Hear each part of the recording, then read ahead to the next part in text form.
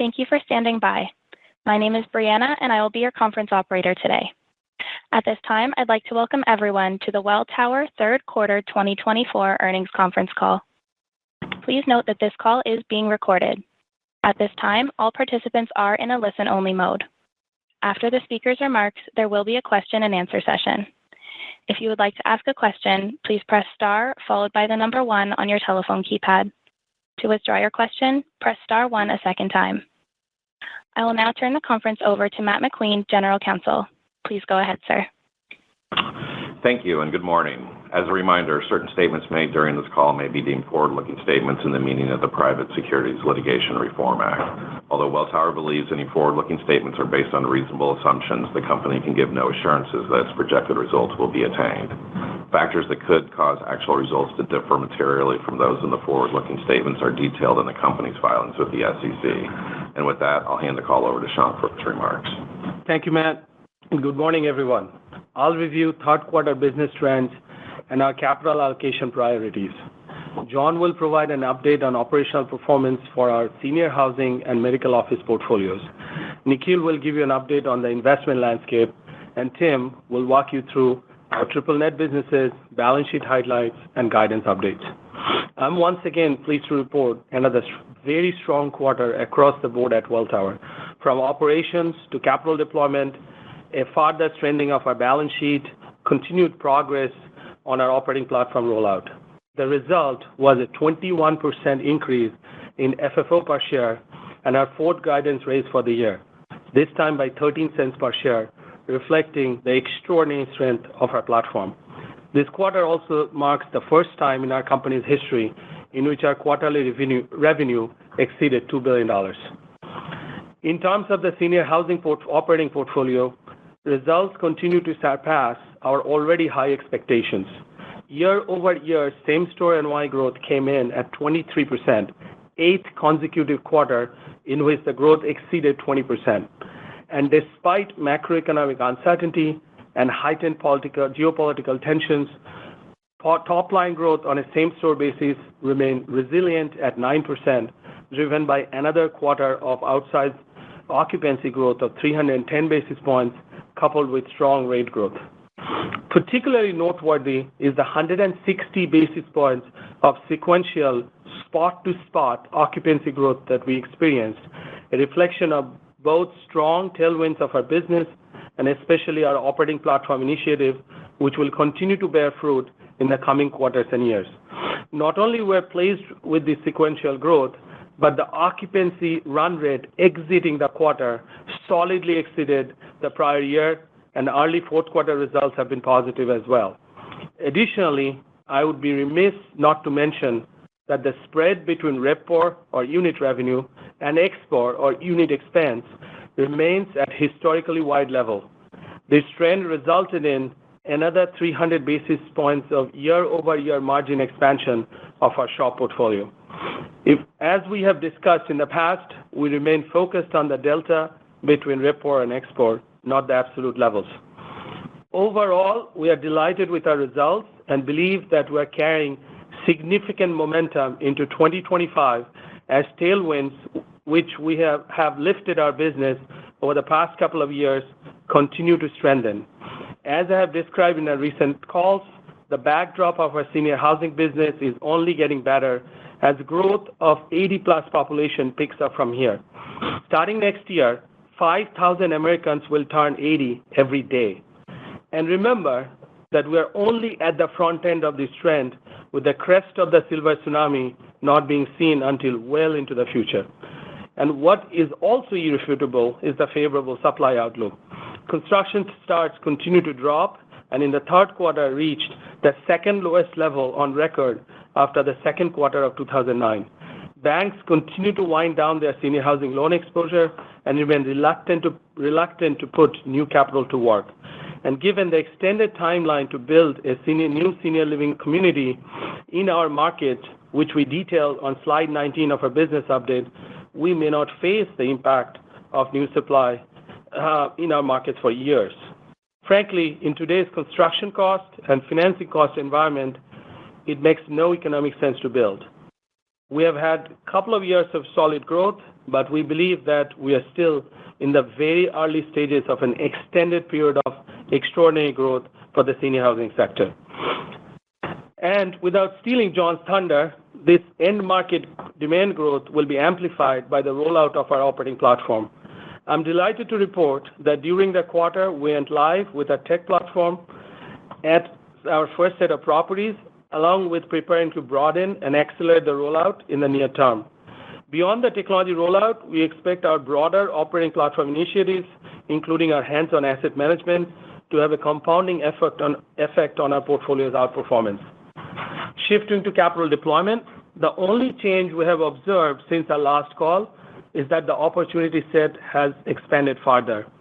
We announced another $1.2 billion of transaction completed or under contract since our last quarterly update, bringing our total year-to-date investment activity to over $6 billion. Nikhil will provide you more details, but as with the past few quarters, most of our investments have been bolt-on acquisitions within senior housing sector, improving and benefiting from our already established regional density. Our goal remains to go deep in our markets, not broad. While 2024 is shaping out to be a record year for Welltower in terms of capital deployment, we continue to unearth compelling opportunities across all property types, geographies, and capital structure, and expect a busy Q4 and a Q1. Lastly, I will quickly reiterate that through the exceptional cash flow growth we have achieved this year and prudent funding of our investment activity, our balance sheet has strengthened meaningfully. With leverage at 3.7 times and nearly $10 billion of liquidity, we remain well-positioned to address all near-term obligations and capitalize attractive investment opportunities. And as we have created flexibility to lean in to the balance sheet to drive further growth at opportune time. To sum it up, we're starting to see the Lollapalooza effect of cyclical, secular, and structural growth driven by our operating platform, which will be further enhanced by bolt-on acquisitions and balance sheet optimization to drive meaningful per-share growth. We are singularly focused on this long-term compounding of our per-share earnings growth for existing owners, our true North Star. We cannot be distracted, discouraged, or dissuaded. With that, I will turn the call over to John. Thank you, Shankh, and good morning, everyone. At the risk of sounding like a broken record, we posted another quarter of fantastic results with no let-up and momentum, which continues to build across the business. Before getting into the details, I'll echo Shankh's sentiment that we're looking forward to closing out the year on a strong note and excited for another period of solid growth in 2025 and beyond. During the quarter, total portfolio same-store NOI increased 12.6% versus the year-ago period, once again led by our senior housing operating portfolio. First, I'll provide an update on our outpatient medical business, which posted year-over-year same-store NOI growth of 2.2%. The consistency of the business remains evident, with healthy leasing activity during the period and another quarter of strong tenant retention. Same-store occupancy remains stable at an industry-leading 94.5%. As for the senior housing business, the business continues to deliver exceptional results. Demand for needs-based product is clearly on the rise, and our proactive asset management initiatives, which I'll get into shortly, are unquestionably delivering alpha. In the third quarter, the portfolio achieved year-over-year same-store NOI growth of 23%, once again exceeding our expectations and allowing us to yet again raise our full-year outlook, which Tim will describe shortly. The strength in our senior housing business was broad-based, with solid occupancy gains experienced across all our geographies and property types. It's worth repeating that while the summer months typically represent the most active period of leasing during the year, our sequential same-store occupancy gain of 120 basis points and spot-to-spot gain of 160 basis points are well above typical seasonal trends. In fact, this quarter tied a record for sequential same-store occupancy growth when excluding the second half of 2021 as we were coming out of COVID. On a year-over-year basis, same-store occupancy increased 310 basis points, also amongst the highest levels ever achieved in our history. Rate growth across the portfolio also remained strong, with same-store RevPOR growth increasing 4.9% year over year. While our budgeting process for next year is just starting, we believe that rate growth should once again remain favorable as portfolio vacancies decline further and our pricing initiatives begin to bear fruit. More to come in the coming months. In terms of expenses, we continue to be encouraged by trends within the labor market and further moderation of broader inflationary pressures. ExPOR, or expense per occupied room, increased just 0.7% year over year, the second lowest level in our history. Most importantly, though, as Shank mentioned, the spread between RevPOR and ExPOR growth remains historically wide, contributing to another quarter of substantial operating margin expansion. At 26.5%, the NOI margin for our same-store portfolio remains below pre-COVID levels, but we expect continued improvement going forward as the operating leverage inherent in the business is recognized. The other big driver of future margin expansion will be our operating platform. Our operating platform includes a technology platform and other site-level technology, an internal capital team, which I referenced last quarter, our data science capabilities, and more.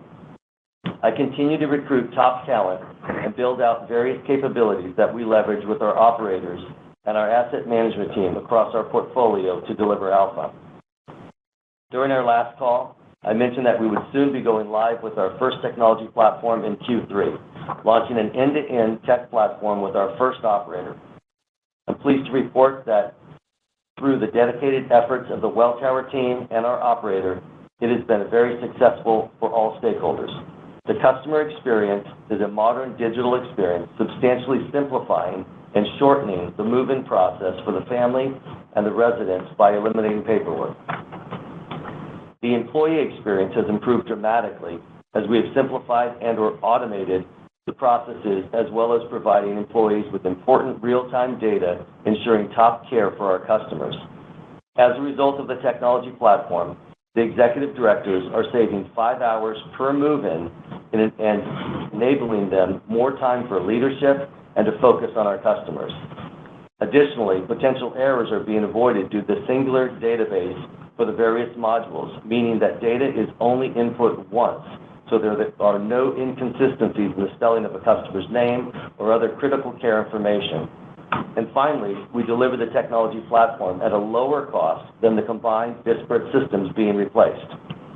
At this point, we're preparing to roll out the tech platform to additional operators in the near term. While we have a long way to go, we're excited by our initial success, which would not have been possible without the hard work and buy-in from our best-in-class operating partners and the many Welltower team members who are working tirelessly on this effort. To sum it up, it was another strong quarter for Welltower between solid operating performance and our accomplishments on various operations and asset management initiatives. While it's too early to speak to the outlook for 2025 with any detail, we remain as optimistic as ever on the growth prospects of our business as the demand-supply backdrop for senior housing is only strengthening and the benefits of the operating platform begin to be realized in a more meaningful way. We continue to execute on our mission to improve the experience of senior housing residents and employees. With that, I'll turn it over to Nikhil. Thanks, John, and good morning, everyone. I am pleased to report that our investment activity and pipeline remain incredibly robust, visible, and actionable. Over the past 3 months since our last call, we have either acquired or entered into agreements to acquire an additional $1.2 billion of assets. This is a fraction of the $15+ billion of opportunities that we considered during this time frame. These incremental transactions bring our year-to-date investment activity to a record-setting $6.1 billion. This growth underscores the strength of our market position and the abundance of opportunities we're pursuing. As always, our focus and excitement are driven by the expected attractive risk-adjusted returns of our transaction activity rather than the deal volume. Acquiring quality assets at a reasonable basis with significant cash flow growth prospects remains at the core of our investment strategy. In the third quarter, we closed on $2.15 billion of transactions. Our activity remains granular, with Q3 closings spanning 15 different transactions across 13 different operating partners and a median transaction size of $56 million. Our Q3 transactions were heavily focused on our seniors and wellness housing businesses, where we added 40 properties and more than 5,200 units. We acquired these assets, which have an average age of just over 5 years, at $244,000 per unit at a significant discount to replacement cost. We expect our transactions that close this quarter to stabilize in the mid to high sevens yield and generate an unlevered IRR in excess of 10%. Our team's reputation, expertise, and network continue to drive our success. An impressive 94% of our investment volume by dollars this quarter was acquired through off-market transactions. This approach has allowed us to source opportunities from a diverse range of sellers, including 6 transactions from developers facing maturing construction loans, 3 from foreign counterparties, including 2 from Asia and 1 from continental Europe, 4 transactions with repeat counterparties, highlighting our reputation as a fair and reliable partner. I'd like to quickly reflect on the macroeconomic trends we have witnessed recently. Despite the 50 basis point rate cut by the Fed, the 10-year Treasury yield has increased by over 60 basis points since the announced cut, as market participants are now wrestling with the likelihood of long rates staying higher for longer. We laid the case out for this scenario in detail on our last call. The impact of the rate cut to borrowers with floating rate debt is de minimis, as they still face debt maturity challenges as bank lenders continue to reduce their senior housing exposure. 3Q earnings results for many banks that have historically been active in the senior space focused on highlighting their desire to continue to reduce their exposure to our sector. Agency financing also remains challenging due to limited stable product and elevated DSCR requirements and higher long-term rates.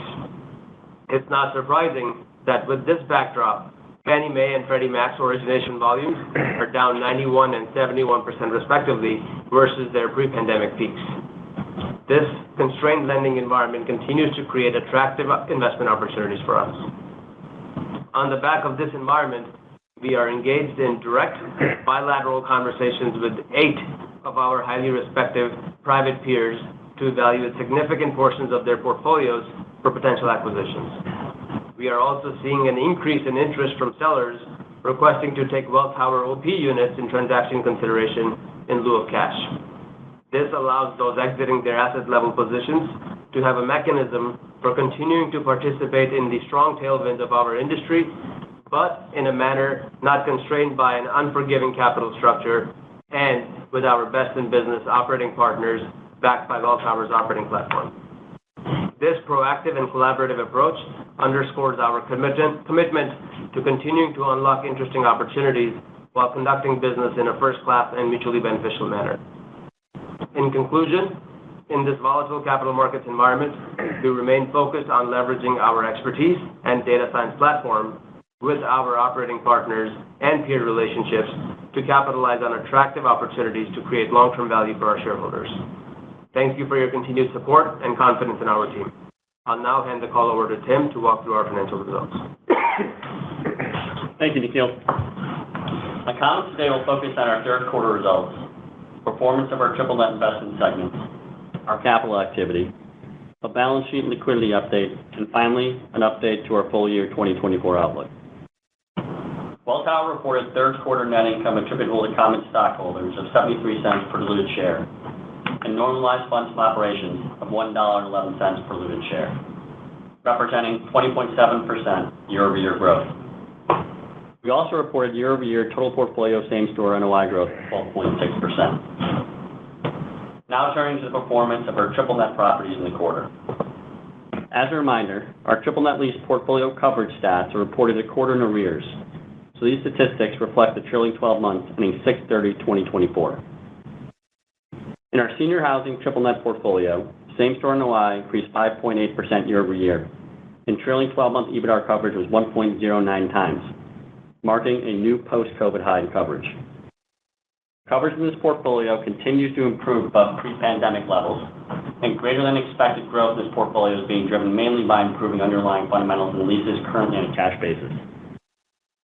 Next, same-store NOI in our long-term post-acute portfolio grew 3% year-over-year, and trailing 12-month EBITDA coverage was 1.74 times. Moving on to capital activity, in July we issued a $1.035 billion convertible note due in 2029. We intend to use the proceeds from the note to address our 2025 unsecured maturities, coming due in the second quarter of next year. We continue to equity finance our investment activity in the quarter, raising $1.2 billion of gross proceeds at an average price of $122 per share. This allowed us to fund $2 billion in net investment activity and end the quarter with $3.8 billion of cash and restricted cash on the balance sheet. Staying with the balance sheet, we ended this quarter with 3.73 times net debt to adjusted EBITDA. And even after completing $1.5 billion incremental net investment activity, we expect to end the year at below 4 times net debt to EBITDA, which would represent over a one-turn improvement relative to the end of 2023. This level of deleveraging is being achieved despite deploying a record amount of capital. Our tactical capitalization of acquisitions and a significant increase in our cash flow generation has allowed us to build a powerful asset that will allow us to prudently fund future investments and enhance our go-forward cash flow per share growth. To illustrate the substantial increase in balance sheet capacity, as Shankh mentioned earlier, our annualized revenue exceeded $8.2 billion this quarter. This signifies a $3.2 billion increase compared to the end of 2019, while our net debt has decreased by $2.7 billion during that same period, reflecting a 20% decrease from pre-COVID levels, concurrent with a 60% revenue increase over that same period. It is noteworthy that our current debt stack includes $2.1 billion in convertible notes that are in the money. This deleveraging should be amplified through the embedded upside within our senior housing operating portfolio, further bolstering balance sheet capacity and providing for increased flexibility and optionality. Lastly, as I turn to our updated 2024 guidance, I want to remind you that we have not included any investment activity in our outlook beyond the $6.1 billion to date that has been closed or publicly announced. Last night, we updated our full year 2024 outlook for net income attributable to common stockholders to $1.75 to $1.81 per diluted share, and normalized FFO of $4.27 to $4.33 per diluted share, or $4.30 at the midpoint. Our updated normalized FFO guidance represents a 13 cents per share increase at the midpoint from our previously issued guidance. This increase is composed of 6 cents from an improved NOI outlook in our senior housing operating portfolio, 1.5 cents from taxes and FX, 1 cent from performance in our triple net and OM segments, and 4.5 cents from accretive capital activity. Underlying this increased FFO per share guidance is an increase in estimated total portfolio year-over-year same-store growth to 11.5% to 13%, driven by sub-segment growth of outpatient medical, 2 to 3%, long-term post-acute, 2 to 3%, senior housing triple net, 4 to 5%, and finally, increased senior housing operating growth of 22 to 24%. This is driven by the following midpoints of their respective ranges.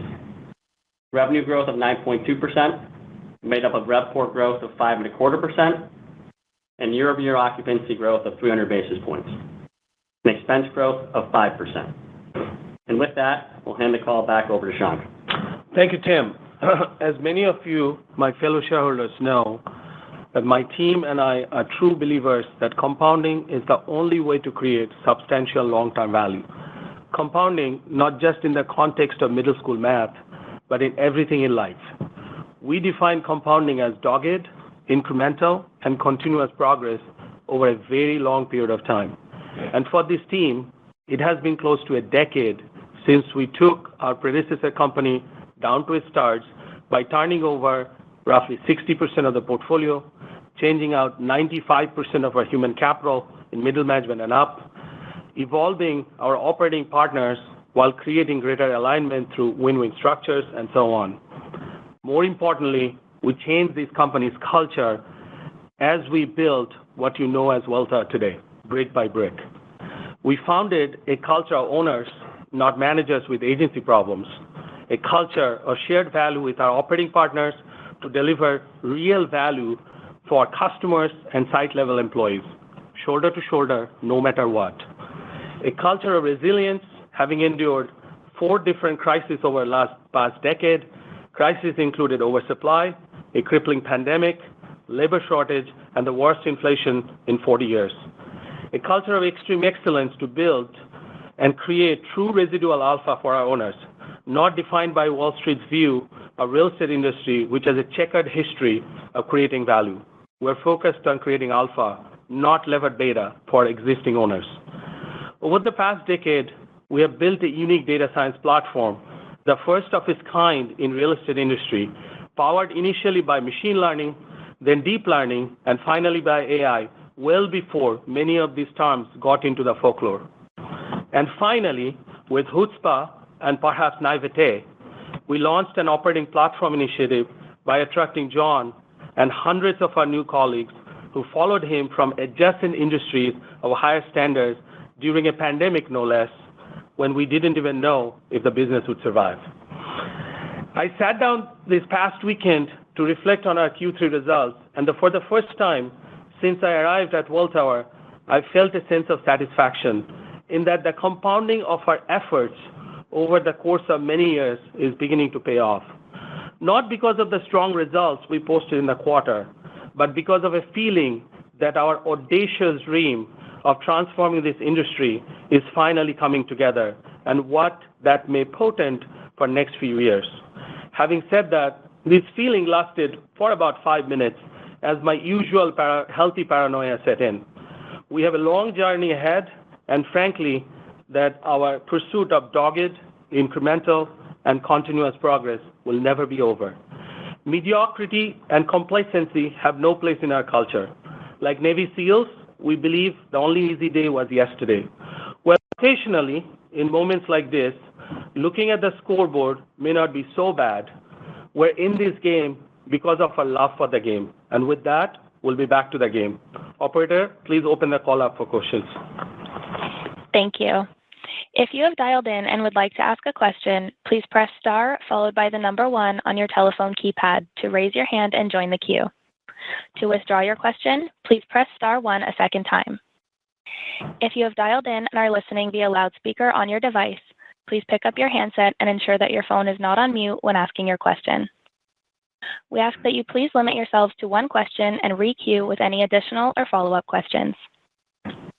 Our first question comes from the line of Jonathan Hughes with Raymond James. Please go ahead.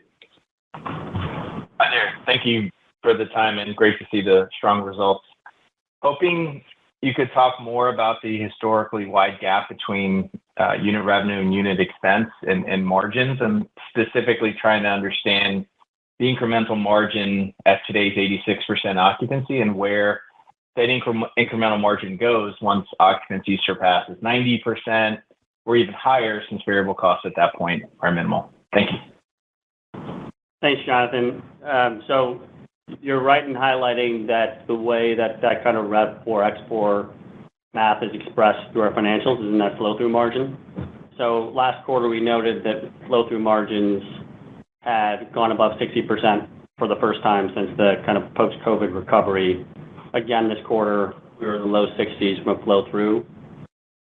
Important to note in that we had one operator making up about 1% of our same-store pool that through some kind of changes to their operating model are implementing have higher expenses right now than we'd expect. So ex that operator, flow-through margins would have been closer to 67%. So consistent with what we've said in the past, you should see flow-through margins kind of move into the mid-60s and approach 70% as we start to reapproach kind of pre-COVID levels of occupancy of 88%, and then from there on, improve. Our next question comes from Michael Griffin with Citi. Please go ahead. Thanks.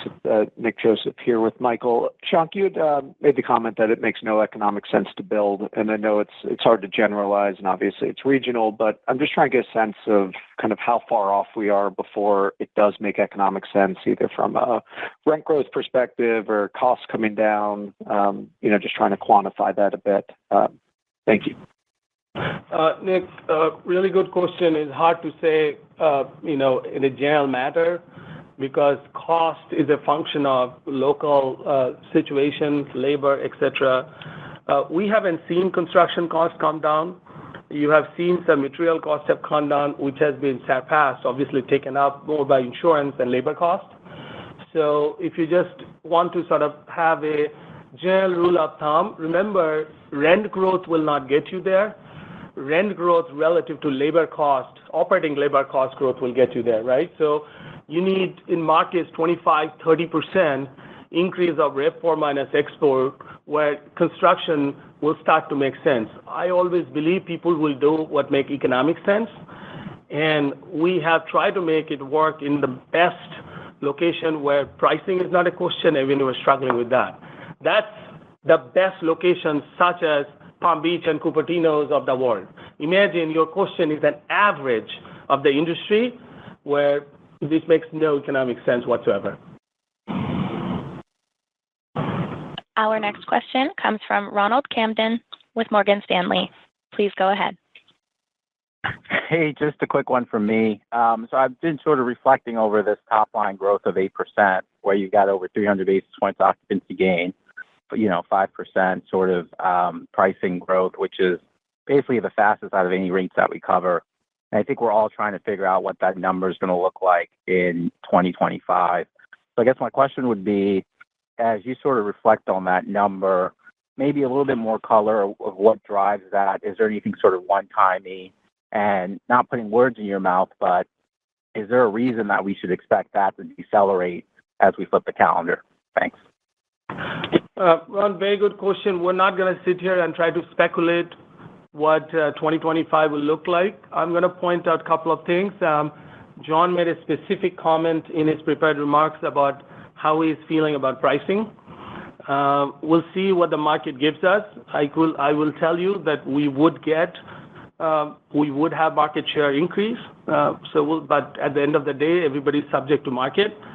We are focused on RevPOR minus export, not RevPOR.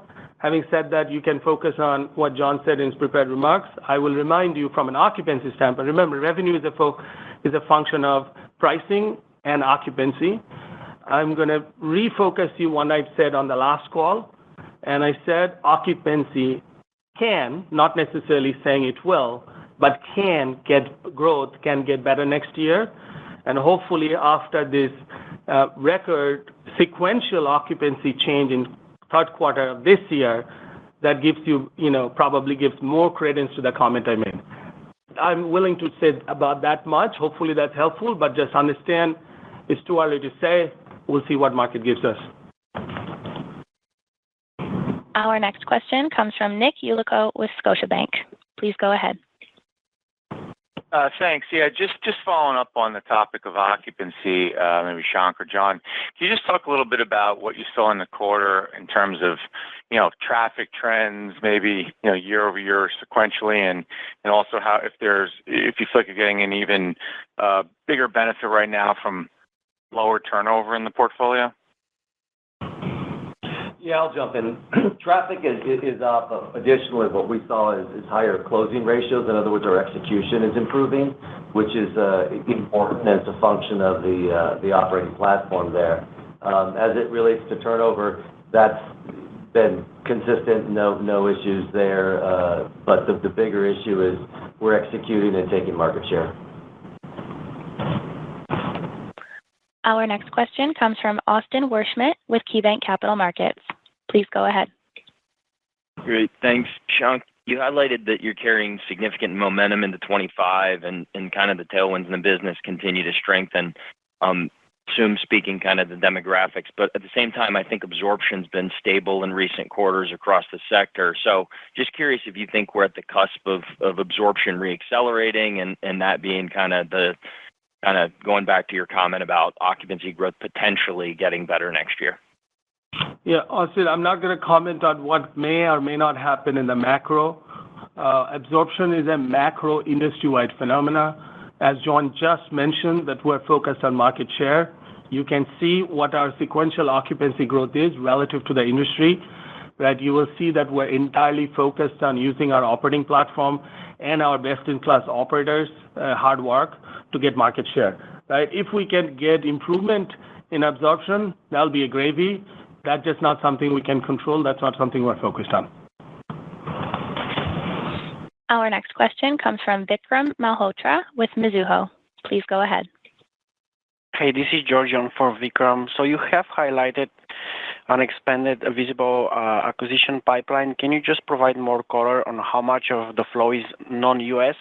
And then as a follow-up, what percentage of the deal flow do you pass and say no to? And has that percentage changed recently? Georgie, on the second question, in my prepared remarks, I talked about how of the $1.2 billion of incremental activity we announced this quarter, the universe of opportunities we looked at was $15 billion. So from the 15, we acquired 1.2. This number fluctuates up or down every quarter depending on what we look at, but generally speaking, it's roughly a 10% hit rate. And then your second question about geographically, I think Shank said it in his remarks, but we've got active transactions we're looking at all three countries. Our next question comes from John Pawlowski with Green Street Stewart. Please go ahead. Great. Thanks for the time. Questions on CapEx for the senior housing business. It's been running, 30 to 45% of NOI over the last year and change. Just curious, over the next 2 to 3 years, I know there's kind of unstabilized NOI in that denominator, but over the next 2 to 3 years, where do you expect CapEx as a percentage of NOI for the senior housing business to start to stabilize at? Yeah, so I'll step in. John, the question is, let me give you a broader answer here. So as I mentioned last time, we've created an internal team. We're executing at amazing levels where we're both reducing the cost by 20 to 50% on, say, a unit basis and speeding up the timelines. We're also changing the fundamental way we do things. Historically, this business is really, the operators function kind of like on the PE model where it's very short time decisions. So, for example, you might have an asset that has 3 buildings and they'll do 1 roof. And then the next year, following roof, and the following year, following roof. What that's doing is driving up costs dramatically because of smaller projects, because of 3 mobilizations, and then you have all kinds of other stuff flowing through, like the roof leaks impacting the customer experience and all the issues along those lines. So what's happening right now is we're doing things correctly with the long-term life cycle cost in mind, lowering the long-term run rate.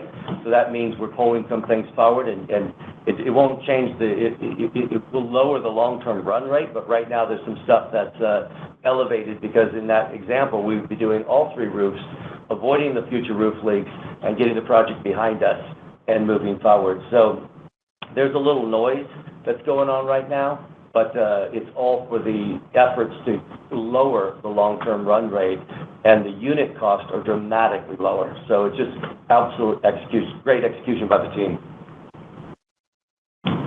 Our next question comes from Michael Carroll with RBC Capital Markets. Please go ahead. Yep, thanks. Can you guys provide some color on the tech platform rollout that you mentioned? And I know that you have other initiatives that you're working on, but how does this work out financially? I'm assuming Welltower has made the initial investment to build out these platforms. I mean, are your operators paying a recurring fee for this, or does it get reflected into significantly better financial results for you as these get rolled out to your operating partners? Yeah, Mike, the goal is clearly the latter part of your question, so significantly better financial results. How I would describe kind of the flow of the cost is, you're right, the initial investment is coming through Welltower. There's a bit of duplicative cost up front because as we kind of transition into this, you have a legacy technology systems of operators moving over to our own. In the end, this isn't intended to be a cost savings exercise, but the tech stack will be less expensive, so it'll be scaled across our entire operating platform rather than subscale across all of our operators. And that'll come through over time, but beyond the investment, the initial thought should be there shouldn't be an uptick in costs. Mike, just remember one of the things we have to think through, just in addition to what Tim said, that software cost is already part of the shop margins, right? So there is cost flowing through our P&L, and it's duplicative in nature today because obviously you have to make a lot of initial or upfront cost. But just as a run rate cost, remember that technology cost is part of the shop expense stack. Our next question comes from Juan Sanabria with BMO Capital Markets. Please go ahead. Hi, thank you. Maybe a question for Nikhil. You mentioned talking to 8 private peers. Just hoping you can maybe add a little color on that. Is that larger scale transactions or more of the singles and doubles you've been doing to date? Yeah, Juan, as you would imagine, right, when you're talking to 8 different groups, from some of those, you might not, look to buy any assets. Either you don't like the asset quality or the valuation, and with some, you might see eye to eye on a lot, right? So it's hard to generalize, but just given the numbers we're talking about, the different range of outcomes with everyone we're speaking with. Our next question comes from Joshua Dennerlein with Bank of America. Please go ahead. Yeah, hey everyone, thanks for the time. I guess I was looking at your business presentation update, the path to recovery slide on page 21. So the bridge assumes you go back to pre-COVID occupancy and margin at today's rate. That seems like it's a little kind of unrealistic, just given the forward-looking backdrop. I guess how should we think about what else gets layered in beyond this to kind of get to like a bridge, and then maybe tying that into the tech cost you flagged as being part of the shop expenses? Like, how should we think about that influencing this bridge? Yeah, Josh, it's a good catch.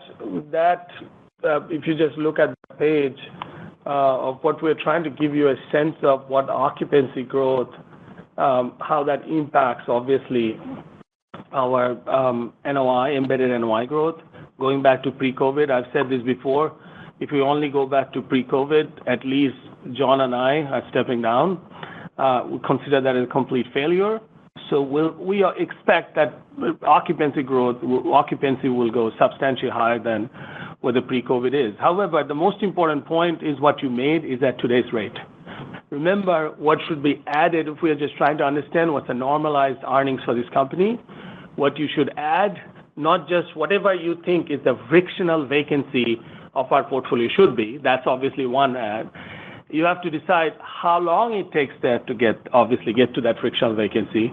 And meanwhile, in those years, what's your RevPOR minus ExPOR? Because our rates are growing faster than our expense growth, right? That adds to that. And just also point out that we will see that our first set of numbers we gave you a few years ago when we started giving you the disclosure, that pool of assets, our NOI, is actually $33 million higher than pre-COVID. Occupancy is significantly lower, yet it is $33 million higher. You'll see that in, I believe, the 4th bar on that page, and that's because rates are much higher, right? So you have RevPOR minus ExPOR got you to that higher NOI despite lower occupancy, and that same thing follows through as you are thinking about whatever your definition of frictional vacancy is, and that's how you sort of get to the number. We're not going to sit here and try to quantify what technology costs may or may not come down. That's not the focus. We think we're after the big ball, which is revenue. There is a lot of opportunity on the expense side as we implement, systems and processes and have site-level employees focus on what they have signed up to do, which is providing care. That's a compassionate care is why they have signed up to be in this industry. So we want to try to make people's life easier. As John pointed out, just for one example, our tech suite rollout, it's saving about 5 hours of effort per move-in from an executive director's perspective, right? So that she can focus on what she signed up to do, which is leading people and providing care to families, right? Care to residents and focusing on the residents and their families. So you think about it, this is not just a question of cost. When we talk about margins, I don't want you to think about cost. I want you to think about how we improve overall resident and employee experience and what that means for residents' willingness and ability to pay. Thank you very much for the question. Our next question comes from John Kilichowski with Wells Fargo. Please go ahead. Hi, thank you. Just one on the transaction market. It feels like you're competing on your own with some of these deals. Could you talk about what you're seeing in the way of capital flows and when you expect competition to start to pick up? Just trying to understand the likelihood of you being able to maintain this sort of cadence on investment activity. Let me start, and Nikhil, you jump in. First, we're not trying to maintain the level of activity. I have said this before. Our company is not designed to buy stuff. We're not a bunch of deal junkies. We're trying to invest capital to further strengthening our market position and drive per share earnings and cash flow growth.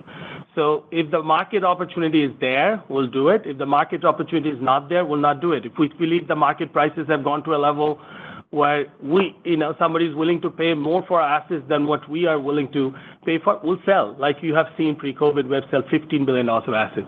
The focus is on value creation on a per share basis for existing shareholders. Having said that, if you have 94%, for example, in this quarter, and number stays around that, up or down, couple points every quarter, 94% of what you buy is in a privately negotiated bilateral transaction. So you have to compete with one person in that situation, that is yourself, if it gets in your head what your cost of capital is. Our cost of capital is much higher than you guys believe, purely because we believe our normalized earnings is much higher. So we are not trying to do a cost of capital game on a spot basis. We're trying to think what a long-term return from our individual stock is for existing owners and trying to make a decision by expanding the partnership, which is buying something. Are we increasing the growth rate and terminal value for existing owners who are our investment partners today? That's how we make capital allocation decisions. Our next question comes from Richard Anderson with Wedbush. Please go ahead. Thanks, and it's a perfect segue to my question. So so far this year, you've grown the portfolio by 7%, $6 billion to $90 billion of an enterprise value. You've grown FFO guidance by 7%. That's probably coincidence, but I noticed that 4.5 cents of the 13 cents this quarter was attributable to external investing. So of that, how much of that was driven by this sort of spread investing phenomenon of a 7 yield and your low cost of capital? How much of that was previous year outperforming, to your point, better growth profile of the company? You did $5.9 billion last year at a 7.1 yield. I imagine that's a higher yield today. So is the 4.5 cents purely from activity this year or outperformance from previous years? Thanks. Thanks, Rich. I would just note that 4.5 cents is capital activity, right? So that's how we're financing things, and that's also what we're acquiring. And the bucketing is representative of incremental changes in guidance. So that is all from incremental capital activity since we last provided guidance. The move in our kind of senior housing or outpatient or triple net, that'll be like fundamental performance. And so things we acquired last year, outperforming underwriting, are showing up in kind of fundamentals, whereas when I give the guide and talk about capital activity, it's really just incremental from last time we updated you, what's being driven by the new acquisitions, the timing of acquisitions, and the way we finance. It's an extraordinary question, Rich, because if you think about the activity, which is obviously what we talk about quarter to quarter, but what impacts your number is when you close, and majority of the closings are obviously happening in Q3 and Q4. So the impact of that closings, you're not going to entirely feel this year, that you're going to feel it next year, especially with a focus on growth. We are growth investors. We're not. I've seen enough companies have been destroyed by chasing yields. You can be assured that that's not what you're doing. So A, you have a timing issue of obviously how that flows to the number, and B, assuming that we are actually buying what we're telling you buying, which is growth, your impact on a move forward basis will be higher. So it's a really, really good question. Our next question comes from Wes Golladay with Baird. Please go ahead. Hey, good morning, everyone. Can you answer what segments are driving the occupancy gains? Is it active adult, independent, assisted living, and any potential mix headwind on rate next year and potential export benefit? It's been across the board. Given the wellness housing portfolio is, extremely highly occupied, you should assume that that's a drag on growth, and majority of the growth that's flowing through our number overall is coming from assisted living, and independent living. Our next question comes from James Cameron. Sorry, on the export question, let me finish the question. And on the export side, go back to and focus on what John said on his prepared remarks. Seems like labor cost is moving in our direction. We have no sense of, we can't give you right now what that may or may not be for next year, but directionally, it's moving in our direction. Thank you. Our next question comes from James Cameron with Evercore. Please go ahead. Good morning. Thank you.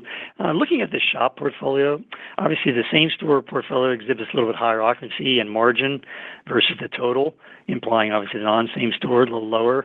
Is there a reasonable expectation on cadence as to how fast the total portfolio sort of catches up to same-store, if you will, in terms of occupancy and margin? Is it 2 to 3 quarters as you apply your operating platform, or is that too short, too soon? Let me take the first part, and maybe Tim, you can provide some guidance on how sort of non-same-store flows into same-store. But frankly speaking, Jim, we don't really care about same-store, non-same-store. All we care about is bottom line FFO growth. But there is no question that the non-same-store, given its lower occupancy, will be growing faster. And that's a function of, remember what I said on last call, that we're buying assets, and I think Nikhil mentioned this as well, that are lower than market occupancy, right? We're buying, I think I gave a bunch of examples last quarter, but Nikhil is buying assets that are 40%, 50%, 60% occupied, right? That's a drag to our earnings today, but that gets you to a higher earnings tomorrow and gets you a better growth. Yeah, it is, Jim. So that portfolio, in that total portfolio, probably the biggest difference is you've got deliveries on the development side, so your pre-opening costs plus just general network capital drags and anything delivered, and we're in a bit of a heavy period of delivery, so that causes some change. Generally, though, you think about kind of the difference between the same store and the total portfolio, the mix is relatively similar, so over time, you should see those margins converge. Our next question comes from Mike Mueller with JP Morgan. Please go ahead. Yeah, hi. In terms of the tech rollout, can you give us Can you give us a sense as to what you think the annualized margin improvement could be at the property level based on what you've rolled out just so far? Mike, we're not gonna get on a call and try to speculate what our margin improvement will be. We will tell you that focusing on what we said before, which is we believe that we're going to get this platform at a higher level margins than pre-COVID, and that is due to a function of where we think operating platform is taking us, where we think the operating platform initiative will take the occupancy to. It's just an inappropriate, sort of a venue to try to speculate what will happen in the future, but we're optimistic we'll get to a better place in the future than it was in the past. Our next question comes from Omotayo Okusanya with Deutsche Bank. Please go ahead.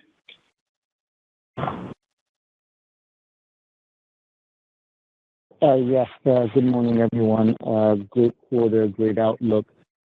In regards to the SHOP portfolio, and again, of late you have been converting some portfolios from triple net to senior to SHOP. Obviously, it is kind of improving or increasing the overall growth profile of the company as you kind of get more exposure to SHOP.